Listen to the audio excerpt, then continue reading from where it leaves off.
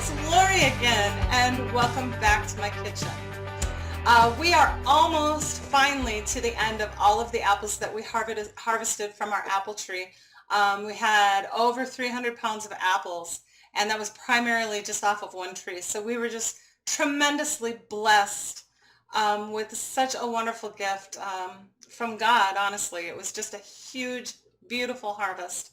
But anyway, I have done so many things with those apples. I have dehydrated and I froze some and I made pie filling, canned pie filling, applesauce, apple butter. I just did a lot of things with those apples. But at this point in time, I feel like I have preserved enough apples to last us probably longer than, probably a couple years worth of apples. And so I just feel like I've processed enough apples. And so we decided that we were going to press the remainder of the apples into apple cider.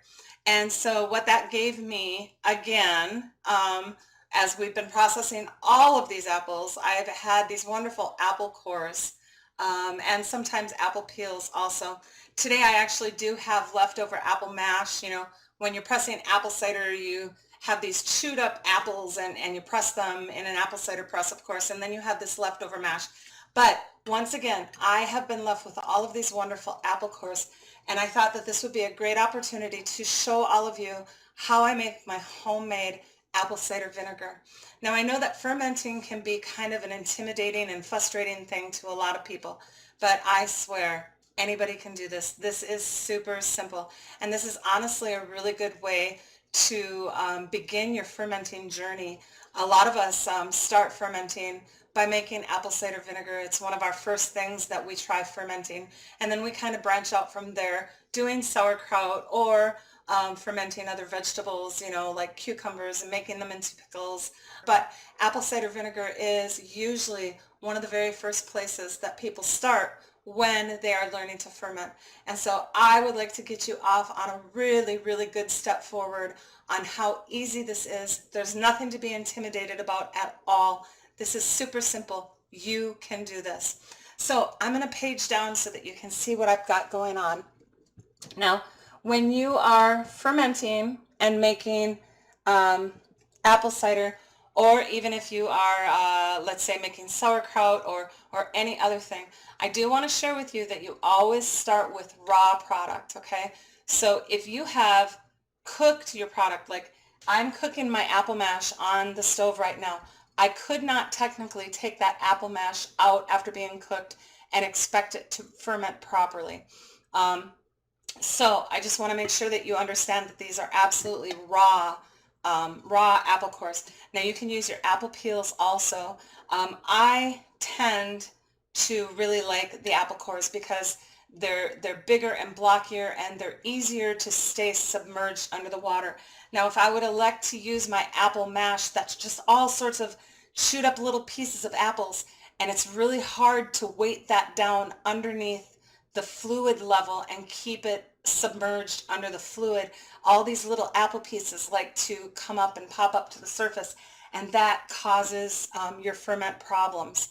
You don't want anything floating on the surface. You want to skim all that off. And I just find that making apple cider vinegar is so much easier when you are working with the cores. Now, apple peels, those generally you can get those to stay underneath the brine fairly easily, but apple mash, not so much. Now, another thing is that if you have some crab apples or super sour apples that you're having a hard time finding what to do with them, making apple cider vinegar out of them is the perfect thing to do. All you would need to do is just cut those apples up into pieces and ferment them into apple cider vinegar. So you can use whole apples also as long as they're cut up. But anyway, so I have 2 containers today. This is step 1 for apple cider vinegar. So you have your apple peels or your chunks of apple or your apple cores like I do. And what you're going to do is you're simply going to completely cover them with a mixture of water and sugar. And that ratio is 2 tablespoons of sugar per 1 cup of water. And you just keep mixing that up until you've made enough to cover all of your apple cores. So I'll give you the ratio for a larger batch. So 2 tablespoons per 1 cup of water, 8 tablespoons of sugar per quart of water. Or today, like I'm going to be doing a couple of gallon containers, I mix it 2 cups of sugar per gallon of water, okay? So that's the ratio. And I also want to share with you, in some of my storage, I had what they call raw sugar. And so right now I'm using raw sugar. And so my water and sugar mixture is going to look a lot darker than probably some of yours, simply because you're probably going to use refined white sugar. I'm using raw sugar, and so my water sugar mixture looks darker just from the very beginning because of the sugar that I am using for my apple cider vinegar. So, and I've used refined sugar many, many times. It happens to be that this type of sugar is what I have on hand right now, and so this is what I'm using. So you just mix your sugar and your water together, and you simply pour that over your apples until your apples are completely submerged. And they do like to float, okay? They will float. So just make sure that you have enough fluid in there that you can submerge those apples. Even if they float, you can submerge them underneath the fluid level. So I'm just kind of pressing down, and I think I'm going to add just a little bit more yet.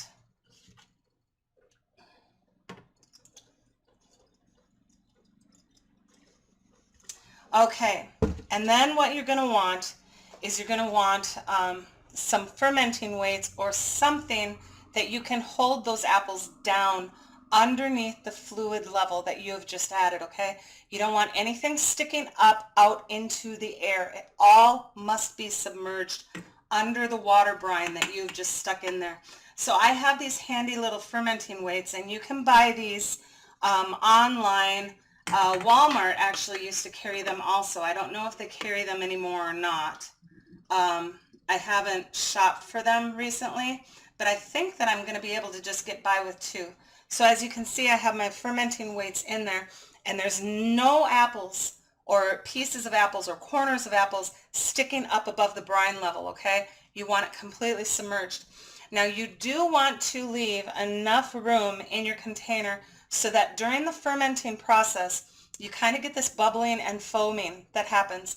And if you're too close to the top of your container, that could kind of realistically bubble out and make a mess.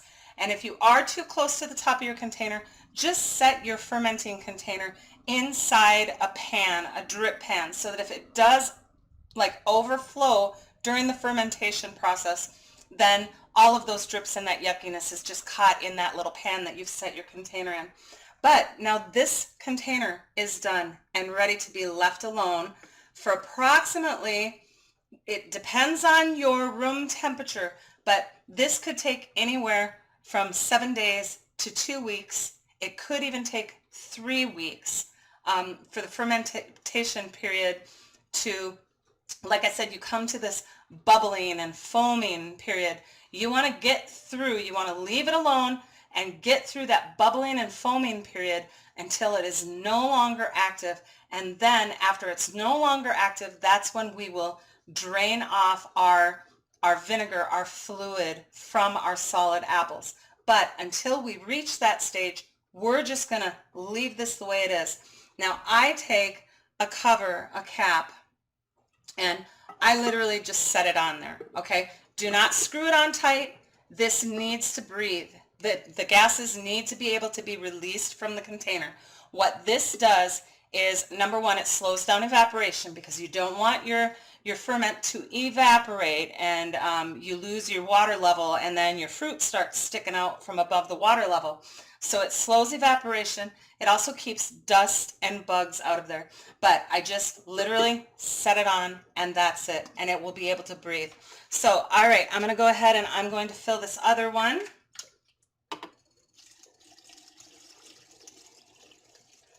With just that same mixture of sugar and water.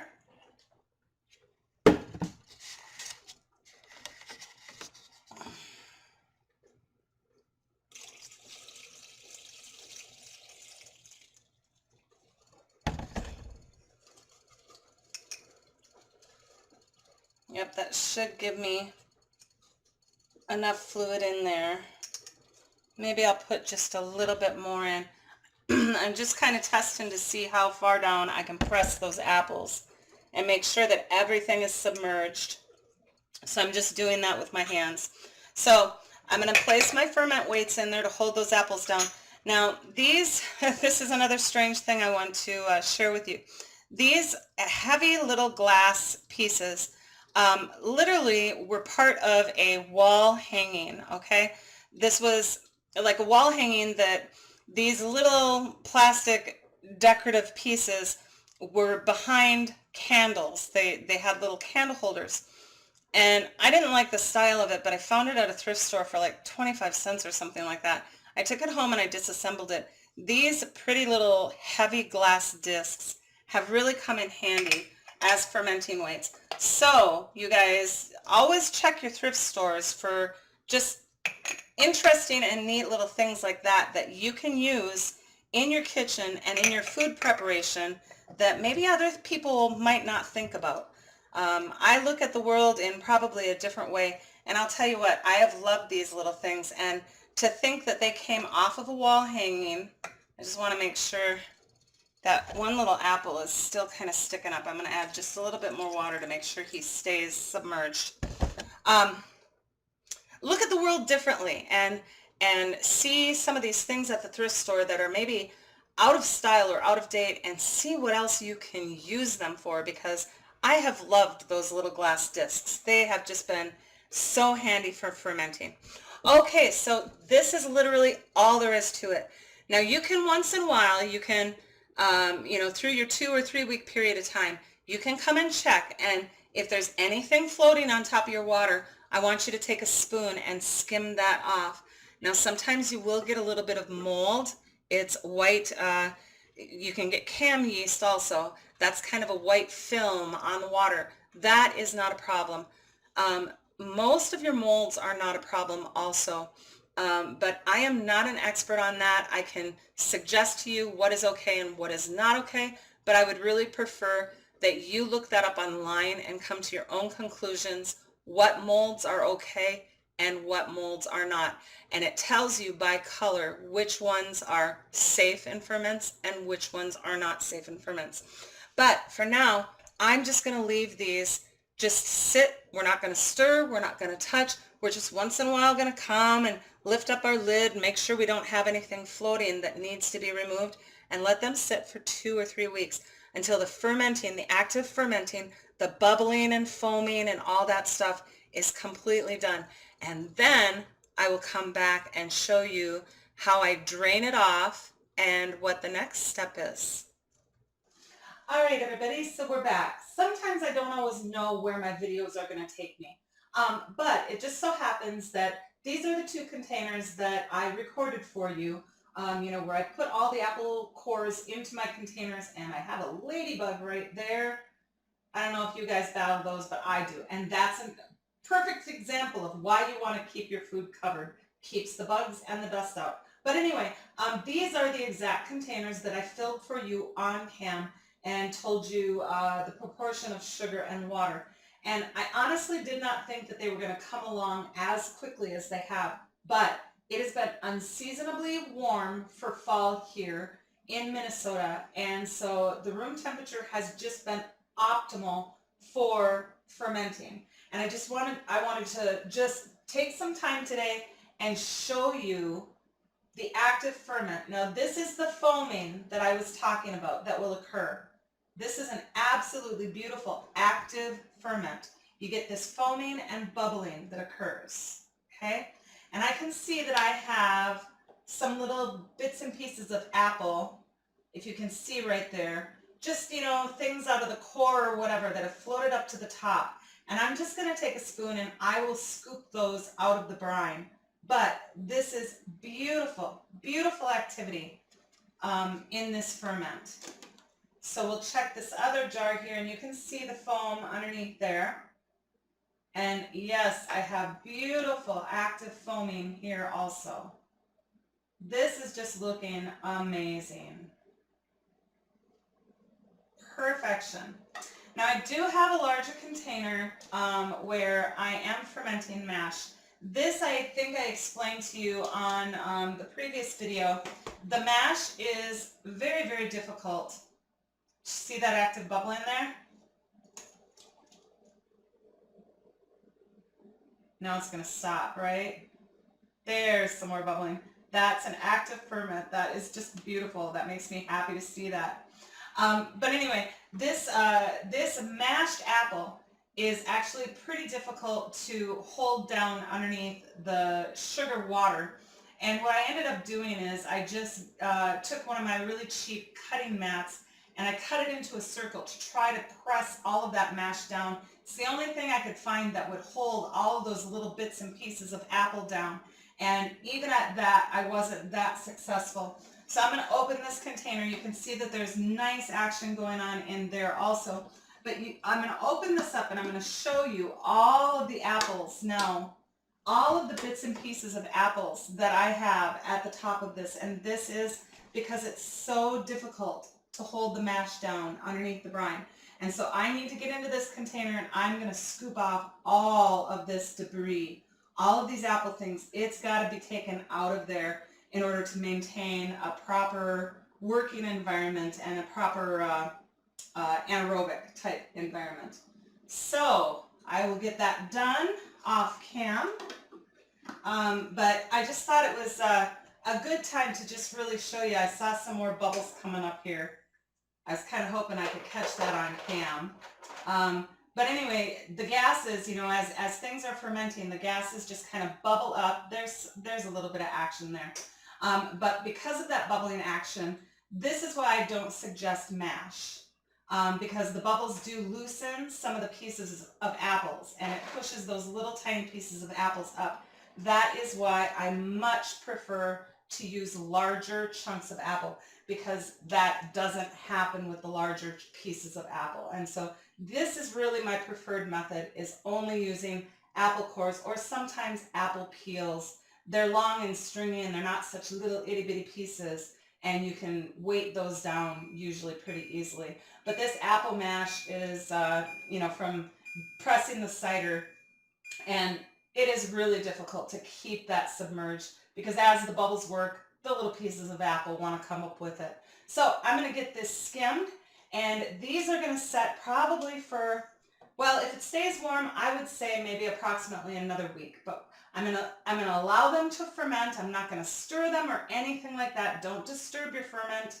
You don't need to get in there and stir it or shake it or anything. Just let it set.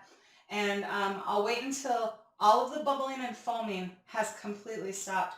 And then that will be the point in time that I strain off the juice. And the juice then will be set aside for another couple of weeks to ferment further.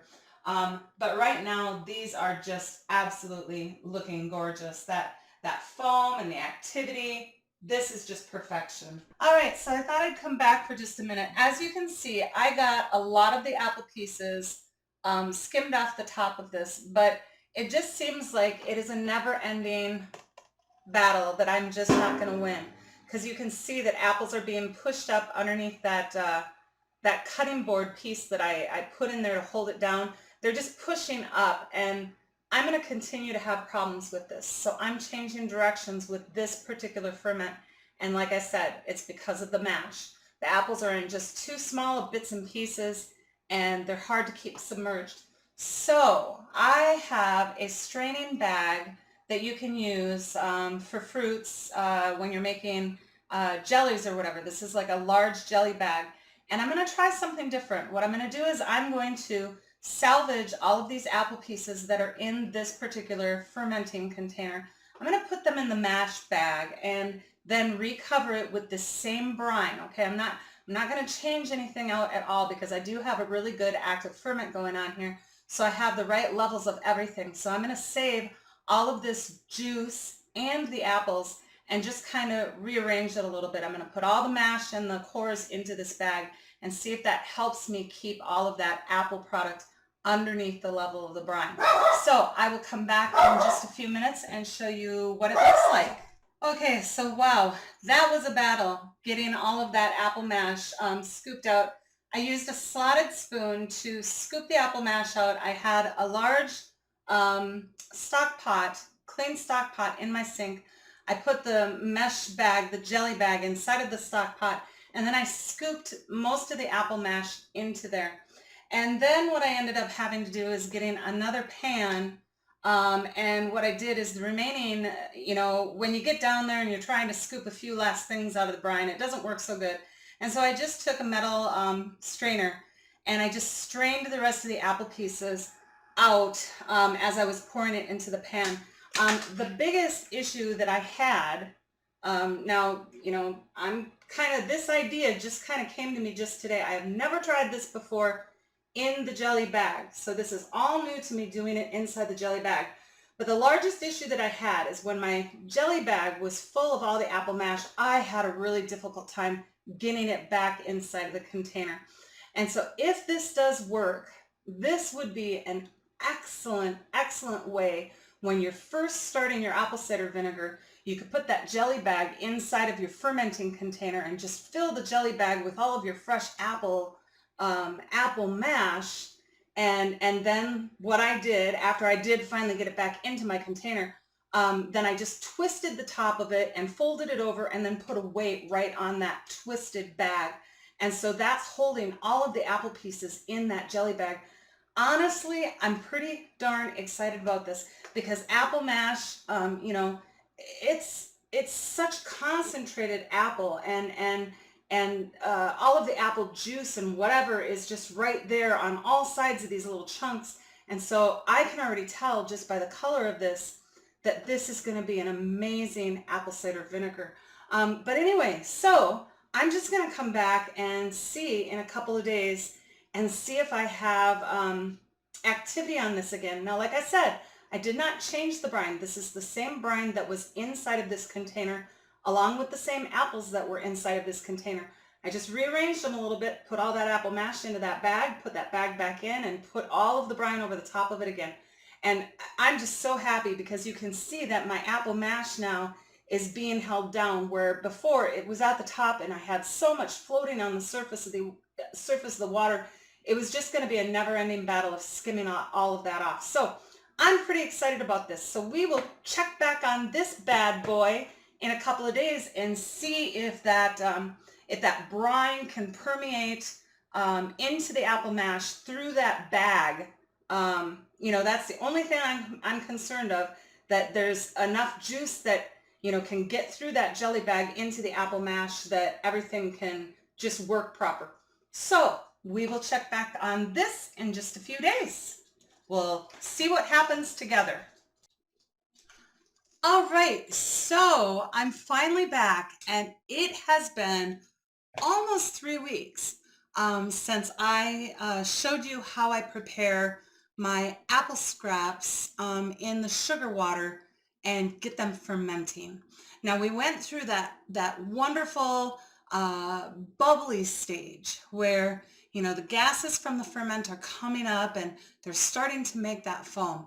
And we've gotten past that stage. It started to smell like apple wine.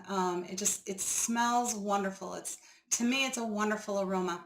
And we got past that stage, and now the ferment has completely stopped, meaning that I have absolutely no activity in my my scrap apple cider vinegar at this point in time. All of the active bubbling and the foaming has stopped, and it's just kind of come to a complete stop.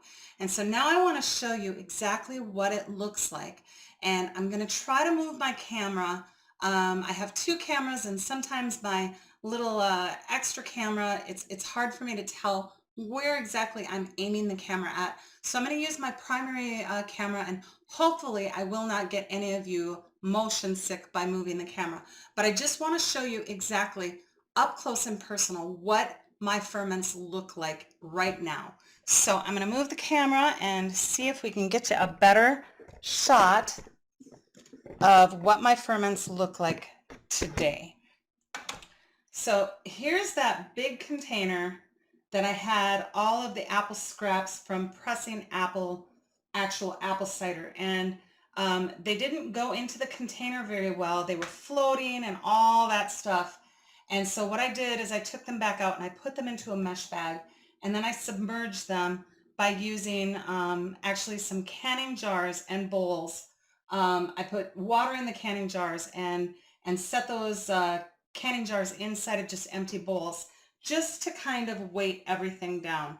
And hopefully you can see in here what that looks like. Now you can see that it looks kind of foggy, you know, around the edges, but I have no apple pieces exposed at all.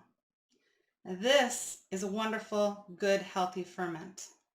Now I'm going to come back down here to that other container. I actually have two other containers that I showed you on camera. Now this is the one where I use those those little weights that I took apart from a candelabra type thing, and I weighted the apples down with those. And so that's what that green is that you see in there. This is another beautiful, healthy ferment. And this, you can see, has a beautiful mother in it, what's called the mother. Now that is not mold at all. That is called the mother. That is good probiotics. You can see my apples all still look really nice and healthy. Nothing is brown. There's no mold, no black, no pink, no nothing. Just healthy apple cores and a very healthy mother on top. Okay, and like I said, this is 3 weeks fermenting. Okay, and here we are on my third container, and here too, you can see that the apple cores still look extremely healthy. They're light colored. There is no signs of mold or anything. And you can see here too that I have an absolutely beautiful mother going on in there. Okay, so that is what the ferments look like at this point in time. And there's no more foaming. There's no bubbles coming up out of the apple cores, no activity at all. And this took about 3 weeks. Now, the wonderful, there's a wonderful thing about ferments, and there's a not so wonderful thing about ferments. The wonderful thing about ferments is that it's not an exact time, okay? They're not necessarily time sensitive. So it got a little cooler in our house. It's winter right now, and you know, we only have one small source of heat, our wood stove. And so in the kitchen, it kind of cooled down in here for a couple of weeks now. And so what that did is it kind of slowed down my fermenting rate, because the ambient room temperature where you have your ferments affects how quickly or how slowly your ferment is going to happen. And so since I'm at a cooler temperature right now in the house, these kind of slowed down, and that's why it took 3 weeks for me to reach this stage. Now, you may reach that stage sooner because you live in a different part of the country or a different part of the world, and you have much warmer temperatures. So if you are, 70, 75, 80 plus degrees Fahrenheit, your ferment is going to happen and go through its cycle much quicker than mine does, because I'm at lower or cooler temperatures. Now, what I have personally found myself is that ferments, for me anyway, do the best in between 70 and 75 degrees Fahrenheit. Now, that's, and you can play on either side of that, a little bit cooler, a little bit warmer. But when you get it up into that 80s and 90 degrees, you really need to keep an eye on them, because the whole process goes a lot quicker. I personally prefer around that 70 to 75 degree ambient room temperature range, just because that is just kind of a nice, a nice rate of fermentation. It's not too fast and it's not too slow. And it seems to be optimal, at least in my experience, it seems to be optimal to kind of combat your molds and things like that. I just don't see as much occurring. Now, I'm not telling you that I don't ever have mold in my ferments. Mold happens, okay? Most molds are harmless, but there are some that you do have to be aware of, and sometimes you will lose your whole ferment. But I am not an absolute expert on that, and so I'm going to send you out into internet land to do your own research on what kind of molds are acceptable in ferments and what kinds are not acceptable. Because some of them you can just kind of skim off the surface and dispose of it and continue fermenting. Others, if you see signs of other types of molds, sometimes you have to just dispose of your entire ferment. But these are just absolutely perfect. So what I'm going to do today is I'm going to strain off all of the solid apple pieces from my apple cider vinegar, and I will get them into containers. So I'll probably just continue filming so that you can kind of see the process of what I do to strain my apples out of the vinegar part. And then I will continue on from there with maybe a little bit more commentary. So I'll be back in just a moment. All right, so before I begin straining, I'm going to back up a little bit because I told you there are good things about fermenting and bad things about fermenting. And I told you the good part. The bad part is that I can't tell you exactly how long your ferment will take because I don't know the conditions that you live in. I don't know the temperatures that you are going to be fermenting in. And so I can't just give you a defined answer of how long it will take. Generally, apple cider vinegar for this first stage of fermenting, generally it takes around 2 weeks. But that's not set in stone. It depends on the conditions. So if you see that your apple cider vinegar has stopped being active sooner than 2 weeks, chances are it's time to strain it. If you still see that there's activity in your ferment, bubbles and gases and foam at the 2-week mark, that means you need to leave yours a little bit longer until all of that activity stops. So the good thing is it's not time sensitive. The bad thing is I can't exactly give you a time frame on do this on day whatever and do this on day whatever else. All right, so it's all kind of up to you and you looking for those signs.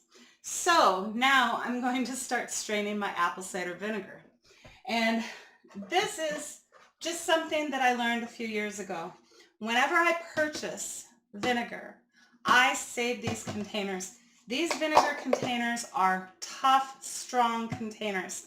And so then when I am doing my own apple cider vinegar, I just reuse these containers to put my own homemade apple cider vinegar in. So I just have that placed in my sink.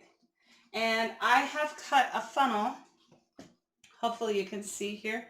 My screen's in a different place today because I'm on the opposite side of the kitchen. But anyway, this funnel came down to more of a smaller point. And what I did is I cut it back a little bit so that it was a larger opening, all right? And so I've just kind of, I guess, jacked up this funnel just specifically for things like this. And it just fits right into your store-bought vinegar container so that you can funnel your apple cider vinegar in there. So the first thing I'm going to do is get my weights out of my ferment, okay? And this is why I like working at the sink, because then I can just place them right into the sink. Oh, that is such a beautiful, strong mother. Oh my goodness, you guys, it's jellied. It's just gorgeous. I'm going to see if I can get a hold of a little bit of this for you. I can. Look at here. Look at this beautiful ferment, you guys. Look at that gorgeous mother. Let's see if I can get it closer to the camera here. Can you see that? That is a thing of beauty. Absolutely beautiful. So I'm going to just literally place that right in my jar, okay? And then all I do is I just by hand, and you know, if you want to, you can use a screen or you can put the screen down on here, but I'm not working with like apple peels that are going to run into my jar. I have actual apple cores is all I have in this one. And so I can just hold them back by hand. and just strain off all of that wonderful vinegar.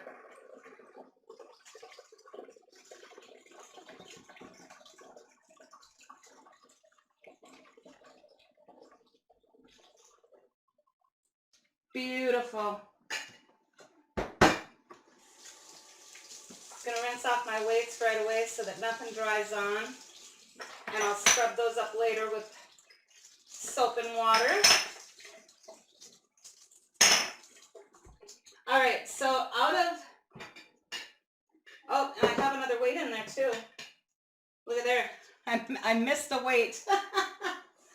Too funny. So out of this 1 gallon jar full of apple cores, I got approximately, oh, I'd say that's maybe a little over a 1/3 gallon of vinegar. You can see there. Okay. So I'm going to move on to my second container. I'm just going to put them right together. It's all the same thing.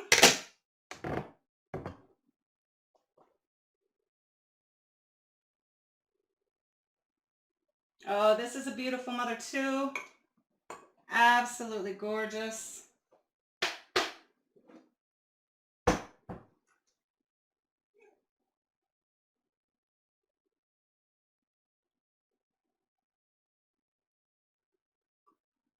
I'm trying not to hack it up too much with my fingers. I'm trying to keep it in one piece so I can lift it out.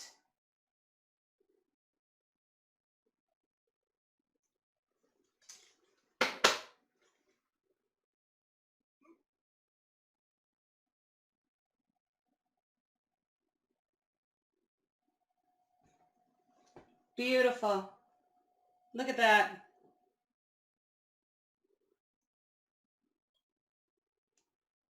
Gonna get rid of that piece of apple there. Another just absolutely beautiful ferment mother. So I'm just gonna slip that right down in my container and do the same thing and strain my apple cider vinegar off.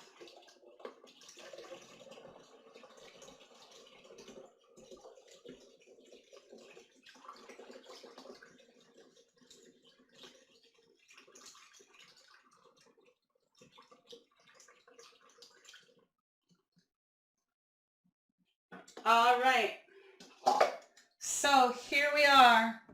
We have almost an entire gallon of apple cider vinegar out of those 2-gallon containers, and a beautiful mother formed in both of them. I'm just pleased as punch. Now I do want to show you one more thing here. I'm going to take and I'm going to strain this larger container. This one's going to be a trick. So I'm not going to do that on cam because I have a feeling I'm going to make a mess. But anyway, I'll make a mess without you guys watching.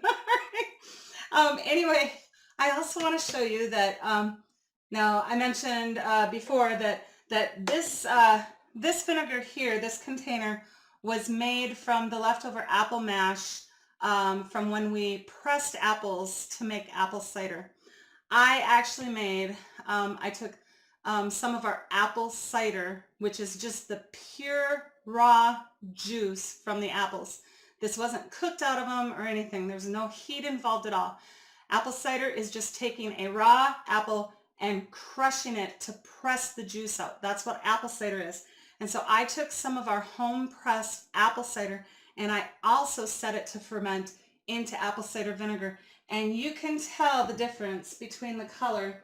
This is our apple scrap vinegar, where I covered my apple cores with a sugar water mixture. And so this is a little bit diluted, but it's still really, really good vinegar. And this is the difference between the two. This one is our actual apple cider made into vinegar. And you can just tell the difference between the color of the two of them. The one was made from pure apple cider, apple juice cider, and the other one was apple scrap vinegar. And this apple cider vinegar has a mother in it also. I'm not sure if I'll be able to film it through the top of this little opening in the jar, but I'll see if I can. I'm going to tip you forward here and see if I can do this. You can see inside that jar. There, that made a good shadow. Kind of move it around and see if it'll move for you. There is a beautiful mother in that jar too, but it is obviously darker because this was made from just straight apple cider. The acidity level of homemade apple cider vinegar is kind of a hit and miss, okay?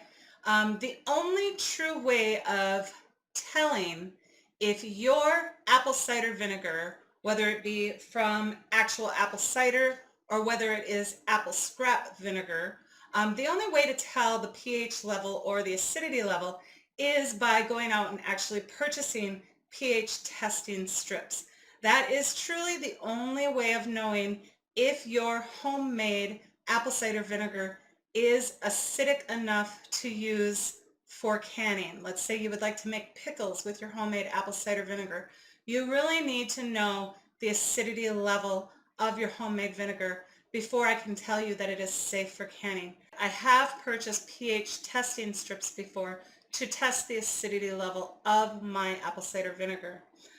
So I will just leave you at that there are pH testing strips available for sale that you can just go out and purchase so that you can test the acidity level of your homemade apple cider vinegar, just to ensure that it is acidic enough to safely can with, i.e. make pickles or relish or something like that with it.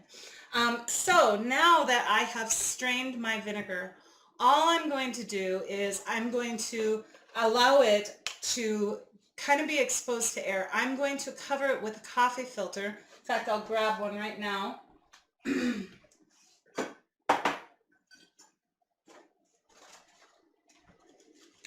I'm just going to take my open containers. Yeah, you can still see it, still on camera.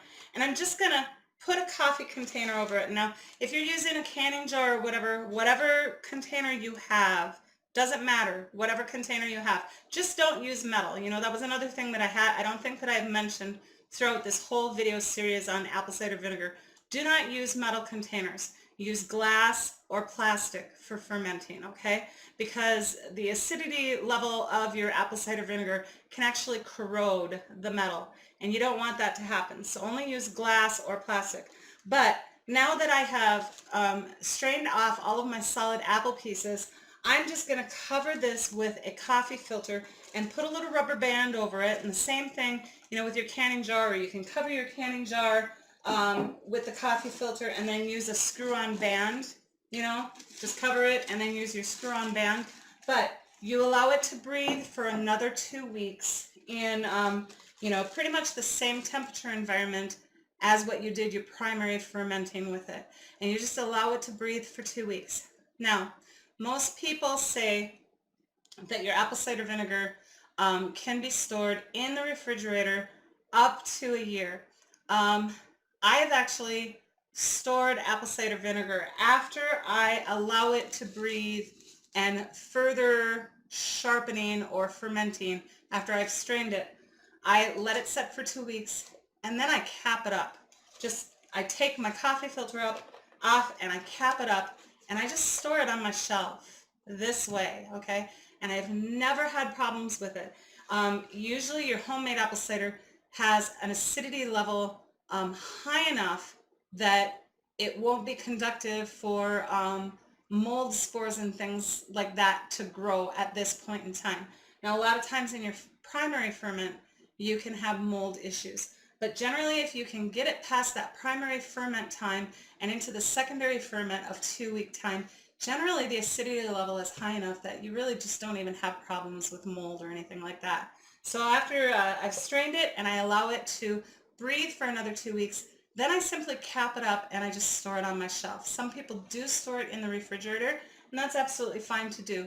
Another little last thing that I will touch on is if you heat your vinegar at all, you will kill the good probiotics in your vinegar, okay? So if you if you want to use your apple cider vinegar for canning, and let's say you just decide, you know, I really want to make sure that this stores and waits for me until next summer when I'm in the garden and I have fresh cucumbers and I want to pickle things.